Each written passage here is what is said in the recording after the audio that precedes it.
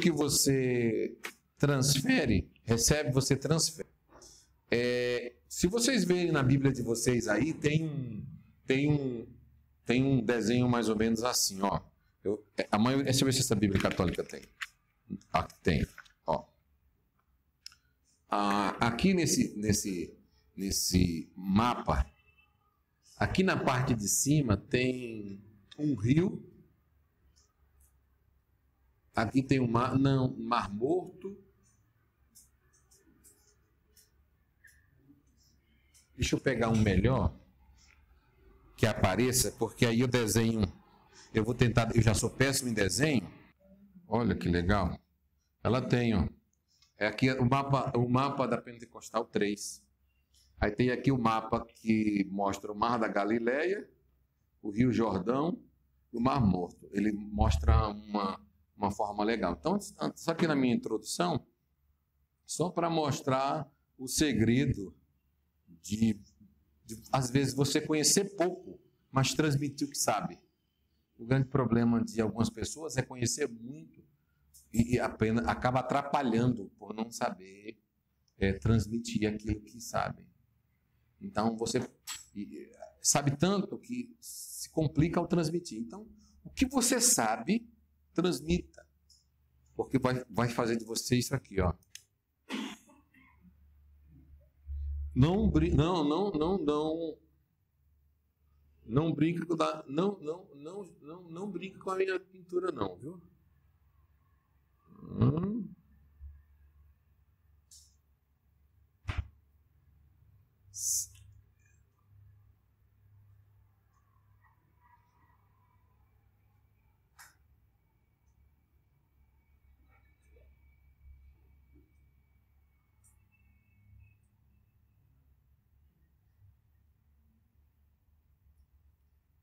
Pode ir lá, meu irmão, que é do jeitinho que está aqui.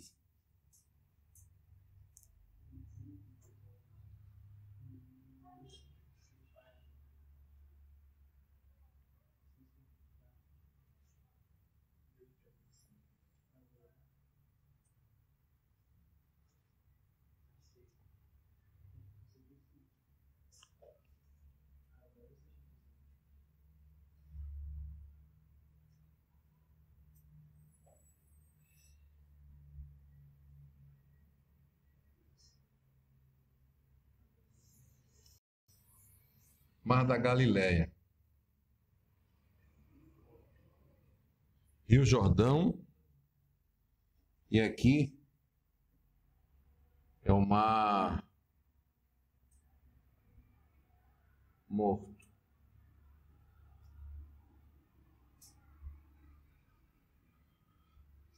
Essa interpretação, cadê? Essa aqui é a melhor que eu consigo desenhar, o mais próximo do que eu consigo desenhar. São um desenhista maravilhoso. Entrega para ele ali, por favor. Ó, aqui, nesse mapa geográfico, eu quero fazer uma ilustração para quem adquire conhecimento e quem não transfere conhecimento das Escrituras. Eu não quero, nessa aula de exegese, desmotivar ninguém a fazer o quê? Meu Deus do céu, então quer dizer para mim, o conhecimento que eu tenho, eu preciso ser teólogo eu preciso ser teólogo e um grande exegeta, eu preciso conhecer de hebraico, de grego, de aramaico. Não. O que você precisa é estudar aos poucos e adquirir experiências aos poucos e ir crescendo. E o pouco que a Bíblia Deus deixou para que o povo entendesse já é o bastante, o suficiente para a salvação. Agora, se você senta para estudar, tudo que você aprende é muito importante você transferir. E com essa ilustração eu vou mostrar, básico, 2 tipos de pessoa. A primeiro tipo de pessoa, ou o primeiro tipo de... Pode ser pregador, pode ser o segundo tipo de pessoas, pode ser o segundo tipo de pregador, e o terceiro tipo de pessoas, que pode ser o terceiro tipo de pregador. Bom, O que é que eu estou querendo dizer? Depois vocês olham, porque ficou muito bonito o meu desenho. Aqui no Mar da Galileia, tem vermelho aqui? Aqui no o Mar da Galileia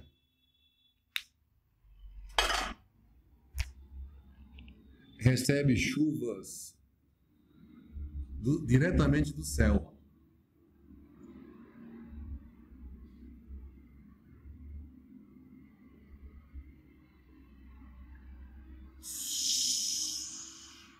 Ali enche.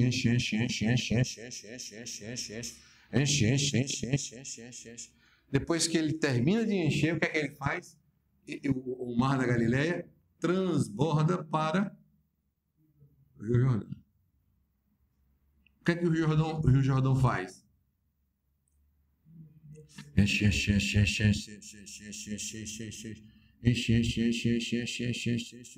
Começa a desaguar no Mar Morto. Vai enchendo. E o Mar Morto é Mar Morto. O nome não precisa nem explicar que já é Mar Morto. Quem tiver o mapa aí, você pode seguir, que você vai ver que interessante. Aí aqui enche da água, enche. Pode tomar banho, ele só enche e ele não transborda para ninguém, fica para ele. Não tem vida, está morto, não tem peixe. Inclusive os peixes, é uma coisa tão linda, que quando percebe que está chegando aqui para baixo, ó, que está indo daqui do Rio Jordão, que percebe que estão vindo para cá, eles tentam pular de volta para não morrer, tentam voltar. E o Mar Morto enche, a água fica salgada, toda a região fica morta e simplesmente não transfere para exatamente ninguém. E não transborda, fica lá, fica morto. Mais que ele seja grande. Exato, então, às vezes as pessoas me perguntam muito por que elas não têm tanta habilidade para ensinar, para falar, e às vezes ela não consegue nem transmitir o plano salvador de Cristo em relação à cruz. Só isso. O que ela aprendeu, ela transmitiu. Não precisa ser um profissional de púlpito, nem tampouco um exegeta, como muitos que eu vou falar aqui. Mas o segredo é você transmitir o que você sabe. Por exemplo, é o pregador ou a pessoa Mar da Galileia. É aquele tipo de pessoas que recebem a revelação direto de Deus. Tem revelações que a Bíblia ela é uma revelação de Deus e tem parte humana porque os homens escreveram. Então, automaticamente, tem revelações que Deus dá em oculto, igual dava para Daniel, no livro de Daniel, que Deus mostrava para Daniel que estava oculto e revelava a Daniel os mistérios. Então, tem coisas que você olha para algumas pessoas e diz assim, meu Deus do céu, mas olha que revelação, que entendimento escriturístico entre Antigo e Novo Testamento, e se torna algo tão simples, que realmente foi algo Antigo e Novo Testamento, que se uniram, se fundiram e se tornaram a mesma coisa. Tem pessoas que é assim. Aí é o Mar da Galileia, recebe do céu, recebe iluminação. Olha, toda a oração que eu começo aqui, pode observar que eu falo assim, Deus, com o teu Espírito Santo, ilumina o nosso entendimento. Pode observar, ilumina o nosso entendimento, para que possa resplandecer a luz da tua palavra, porque é a parte divina. Bíblia não é nenhum tipo de estudo secular. Bíblia precisa do Espírito Santo e de iluminação. Aí você vai ver qual a diferença. Por isso da importância da gente orar antes de começar a ler a Bíblia. Que aí você vai ver, vai sentir mais a presença do autor dela. E o autor realmente da biblioteca é Deus. Tá? Então tem pregador que é assim, mas na Galileia recebe, e o segredo dele está onde? Não ficar só para ele. Tudo que ele aprende, ele transmite. Tudo que ele aprende, ele transmite. Então ele vai se renovando, vai se renovando, vai se renovando. Aqui transmite para cá. E tem o pregador Mar da Galileia, que não, às vezes não recebe do céu, não recebe a chuva direto do céu, mas participa de uma aula, de um curso, ou está se esforçando para aprender, aprende, e o que é que ele faz? Ele enche de conhecimento e transfere também. Agora, é o segundo. E tem o Mar Morto, que recebe do Rio Jordão, que em algum momento, eu tenho a minha missão aqui, e tem em algum momento, essa pessoa recebe conhecimento, recebe informação, estuda a vida inteira, assiste, pesquisa, o tempo passa, mas a pessoa não consegue evoluir. Gente, eu conheço pessoas que estudam a Bíblia e leem, estudam não, leem há muitos anos. São cristãos há muitos anos e não conseguem sair do beabá das Escrituras. Sabe essa falta de intimidade com a Bíblia? É a intimidade com o Criador. Porque quer conhecer Deus, leia a Bíblia. Então são pregadores ou mar morto, ou pessoas mar morto.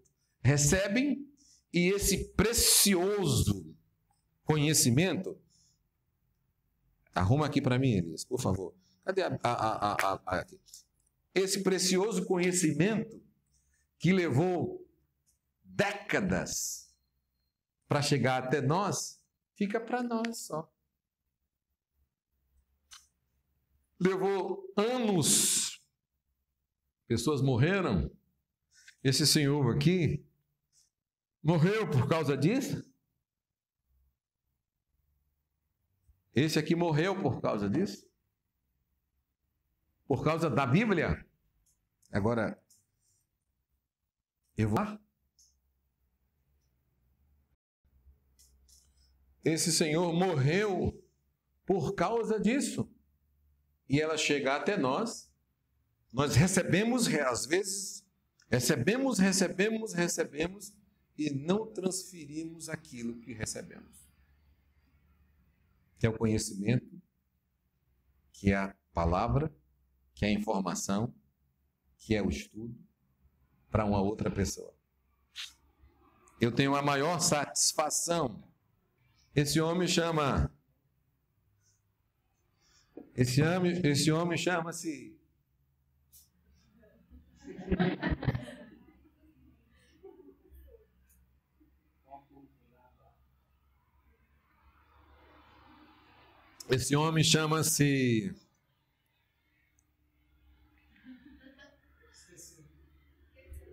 deixa eu ver aqui, ó.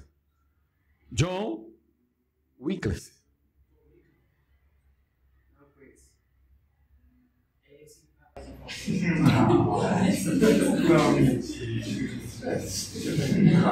Esse morreu porque o propósito dele, o sonho dele, o objetivo desse homem era fazer que os ingleses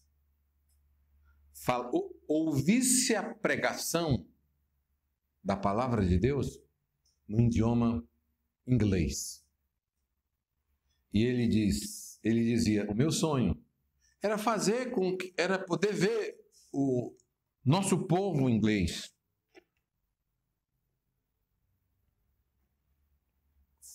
ser como Moisés, que ouviu no mesmo idioma os 10 mandamentos.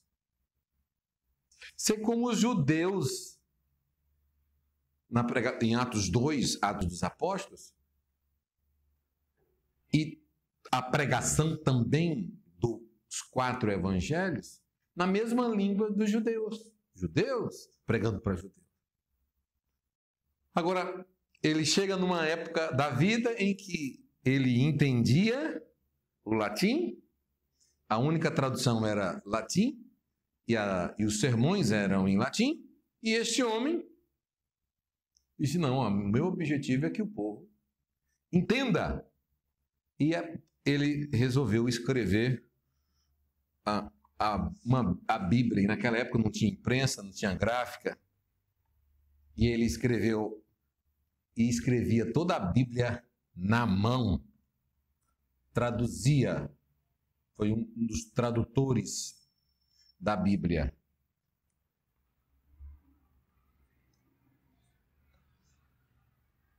Do latim para o inglês. Esse aqui foi uma das traduções dele, a primeira.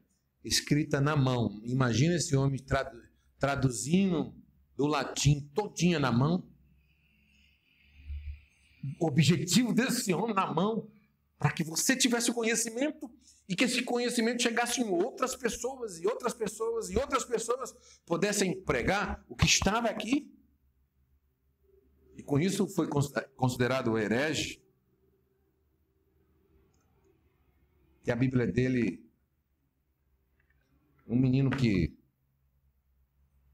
se tornou, um homem que se tornou professor na faculdade de Orfos, se tornou um grande teólogo, reconhecido, e depois, porque queria que o povo entendesse a Bíblia, foi simplesmente considerado herege. O que são é que esse homem morre, na realidade assassinado, né? Foi morto. Né? E depois que ele é morto, enterram ele, porque ele foi considerado herege. 40 anos depois, a igreja manda tirar os ossos dele da sepultura, pega os ossos dele e queima os ossos. Porque eles acreditavam que tinha que queimar para garantir que ele iria para o inferno. Olha que coisa, e nós temos toda essa riqueza. Só que há 40 anos ele já estava no céu. Fizeram isso, mas não adiantou. Jogaram ele no rio, jogaram as cinzas dos ossos deles no rio, e simplesmente esse homem é um dos homens que depois dele veio. Quem falou de John Hus aqui? Aí veio John Hus e daí começou a reforma. Porque quando você começa a estudar a Bíblia, a ler a Bíblia de verdade, com intimidade com seu autor, não tem como a sua visão se tornar a mesma. É o que a exegese faz com a gente. Porque um bom exegeta, ele começa a entender o que realmente o texto Deus queria falar com o seu povo naquela época. É o que a exegese faz. Porque quando você lê ela no português, automaticamente qualquer tradução, a tradução ela é feita e você, por algum tipo de, na minha terra fala preguiça, por algum tipo de preguiça, você lê e fica naquilo mesmo. Mas quando você quer, igual eu falei nas aulas passadas de homilética, não sair daquele texto, enquanto o texto não te der a resposta, enquanto você não tiver a resposta exegética,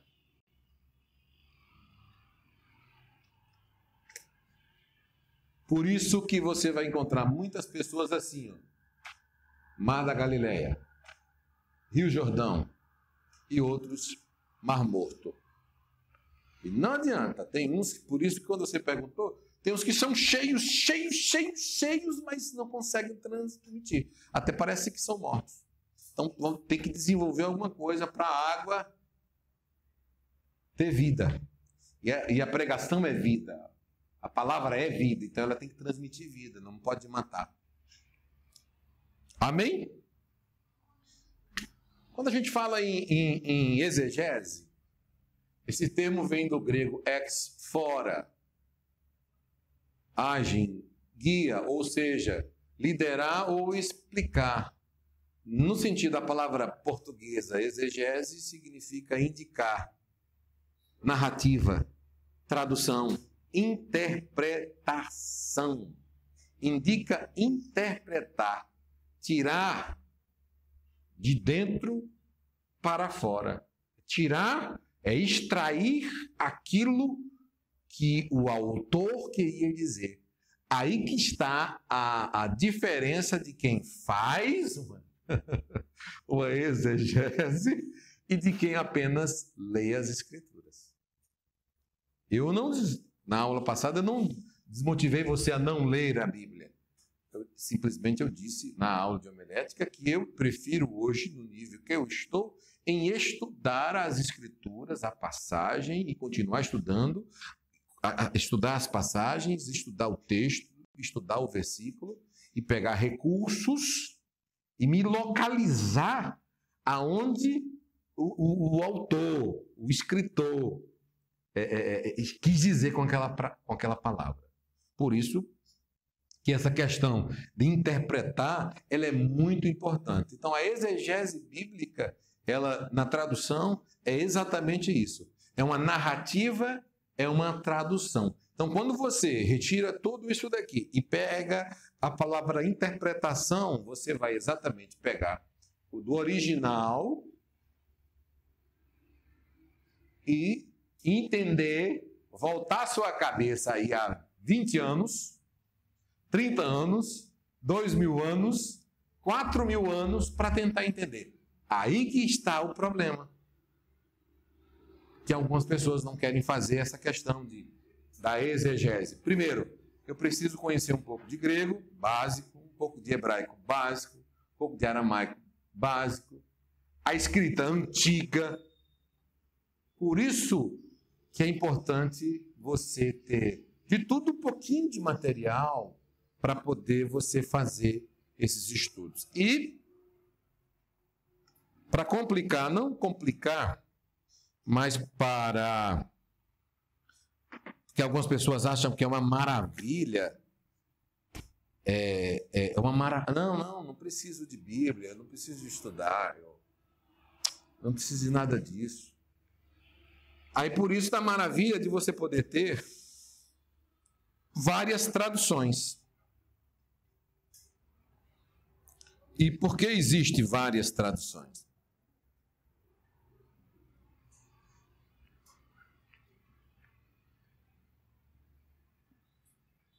Tradução japonesa. O que é que prevalece? Como que vai fazer um exegese no Japão sobre a pescaria, sendo que o Japão é uma ilha, né? Mar, oceanos em volta. Quando vai falar sobre peixe, o foco é diferente. Traduções que não acreditam em Espírito Santo. Traduções de 50 anos atrás. É nova.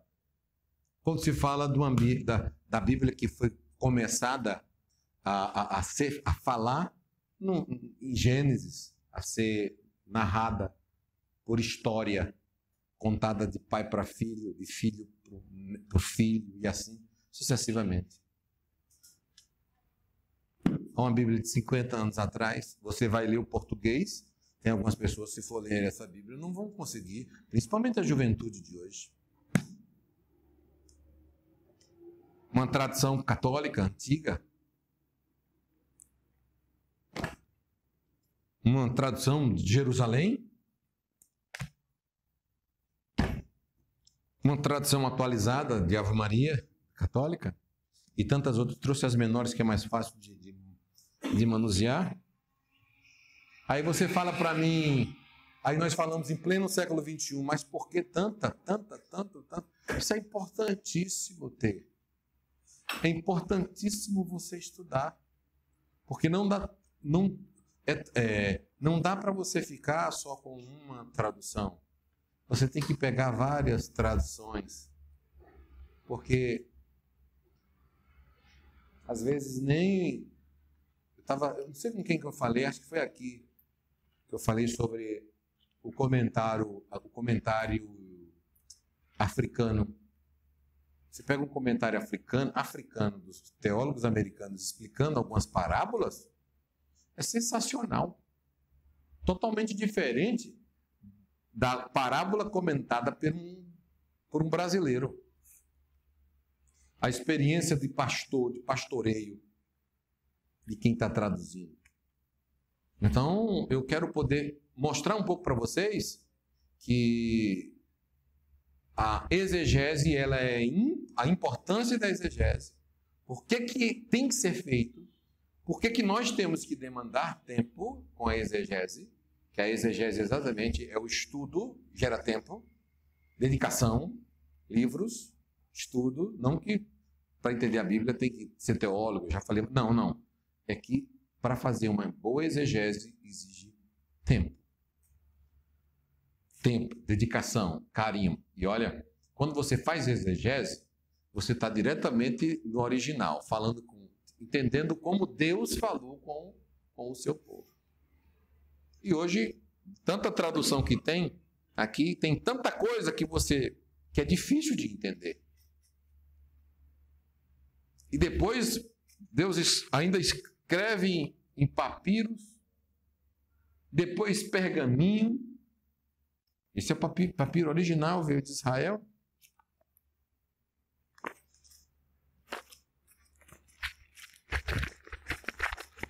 A escrita, com o passar do tempo, ela vai desaparecendo. Imagina cópias de papiro. Se a Bíblia de Wycliffe já teve dificuldade dele mesmo traduzindo na mão, imagina com o passar do tempo os evangelhos, as cartas, que foram cópia de cópia de cópia de cópia, xerox. É fácil, quem trabalha com copiadora sabe disso. Pode falar. Professor, quando o tradutor faz a tradução, ele procura traduzir os textos originais, óbvio, né? E ele também traz a cultura daquele país para facilitar. Isso. Ele traz a cultura do país. Por isso que toda a Bíblia brasileira traduzida no Brasil, ela é traduzida, ela tenta a proximidade da cultura do país. Senão fica incompreensível. Para a gente ter uma riqueza das informações, seria interessante assim a gente pesquisar alguns países que tratam, por exemplo, de determinados assuntos que são especializados e trazer essa tradução para nós. Sim. Sim. Por exemplo, eu brinquei com uma pessoa que foi... Eu brinquei, tá? Brinquei com uma pessoa que foi para Israel. Eu brinquei. Aí falou, nossa, eu fui para Israel, eu entrei no Rio Jordão, eu fiz isso, pisei na terra onde Jesus pisou. Aí eu peguei e falei assim, você sabia que nada do que você viu era o da época? A terra não é mais a mesma, o vento não é mais o mesmo, as árvores não são mais as mesmas, nada,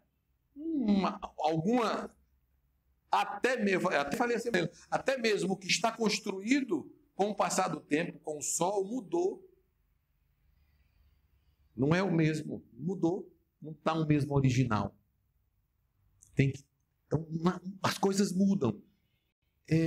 Quando você estuda um país, quando você vai lá para Israel, e você vê com seus olhos o que nós estamos aqui conversando aqui, e você vai entender que o hebraico falado hoje não é o mesmo daquela época, que o grego não é o mesmo, que as coisas, que a evolução do tempo mudou, e você tem que estudar esse período, e na realidade nós temos que voltar ao tempo para poder ter essa aproximação com o mais próximo.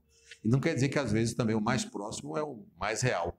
Por isso que quando algumas pessoas estudam o hebraico direto ou o original, o grego, às vezes o original para nós não é interessante, porque nem todas as palavras que são traduzidas do original têm um sentido lógico para a cultura. Por isso que as Bíblias se atualizam sempre, principalmente o português. Tem algumas palavras em português, tem 50 anos aqui, que você lê algumas palavras que é assustador. Entendeu? Então, por isso da atualização. Que antigamente a gente tinha medo, muito medo de traduções. A Bíblia NVI, a Bíblia Almeida, a Bíblia Viva. Nós tínhamos medo. Porque não é a palavra de Deus, não contém a palavra de Deus. Nós tínhamos medo até de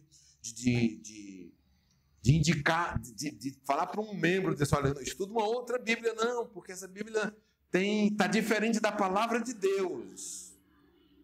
Não é que ela está diferente, ela está com uma tradução mais aproximada do entendimento. Por exemplo, você tem filhos, todos têm filhos aqui, a maioria tem, né? Filhos. Aí nós pegamos uma tradução dessa de 50 anos atrás, que eu tenho aqui, cada vez quando eu pego ela, dá até renite.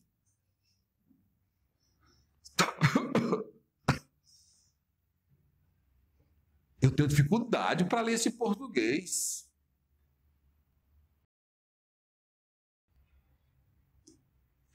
Aí eu pego uma tradução mais jovem, aplicação pessoal, juvenil, uma linguagem mais atual, o Elias vai ler, ele entende mais o que quer dizer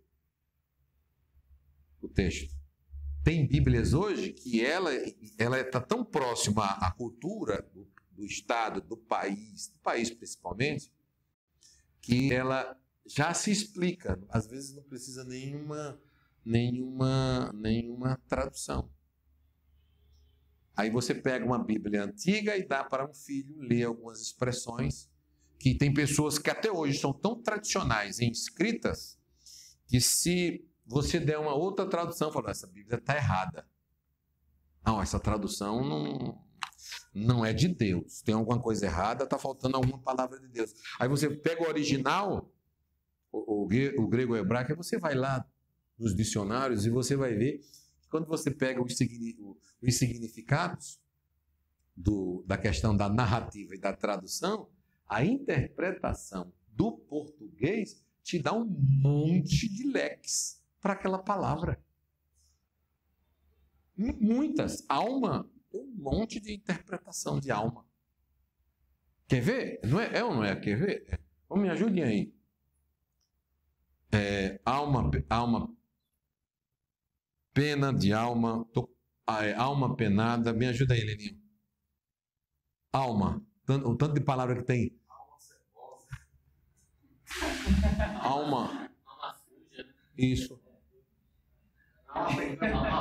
Isso. Pena.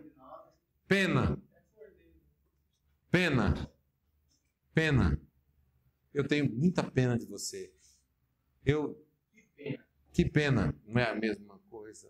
Vai. Pena de dó. Pena de dó. Pena que acabou. Pena de... Isso. Pena que acabou, que já não é dó. Pena de pássaros. E aí vai, então você pega toda essa... Aí você pega uma tradução de pena e coloca uma tradução... Está ali uma tradução. Vamos concordar uma coisa. Não era fácil para os escribas fazer as traduções.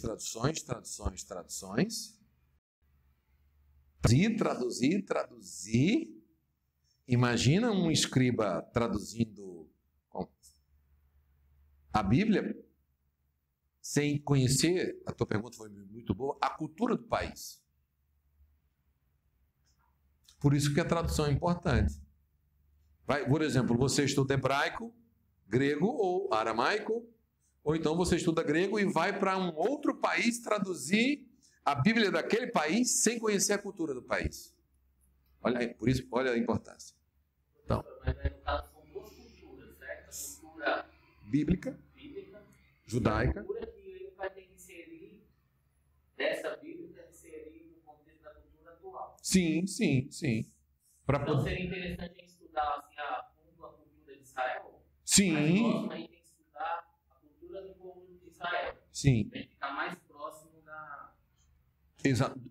do entendimento. Isso. Para entender Israel no passado, para entender Israel no presente, Israel no futuro. Por isso que tem uma disciplina só de história de Israel. Só para dar uma palhinha para assimilar isso aí.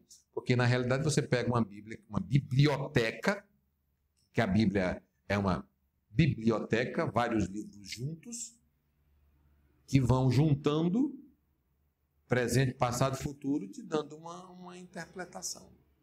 Então, por isso da importância de você estudar o passado para entender o presente. E como a Bíblia é uma palavra, é a palavra de Deus, você tem sempre que estar com Deus. Eu digo para você, gente, lê a Bíblia com... Foi aqui? Lê a Bíblia sem um direcionamento, sem pedir a Deus sabedoria. Vou indicar esse livro para vocês. A Bíblia e sua história, o surgimento e o impacto da Bíblia. Aqui você vai encontrar, vê se está aí, filho. Aqui você vai encontrar toda a história da Bíblia. E o que é legal nela que eu gosto? É que ela toda é narrada e ela é colorida, e quando você vai estudar partes principais com mais tempo, você tem os históricos, você tem provatos, e aqui até a atualidade. Inclusive, quando eu falei de Wycliffe, eu mostrei aqui a tradução dele aqui, da Bíblia, e aqui tem um pouco da história dele aqui. E aqui tem a forma que... Aí já entra John Hus aqui. O segredo do nosso sucesso é você. Obrigado.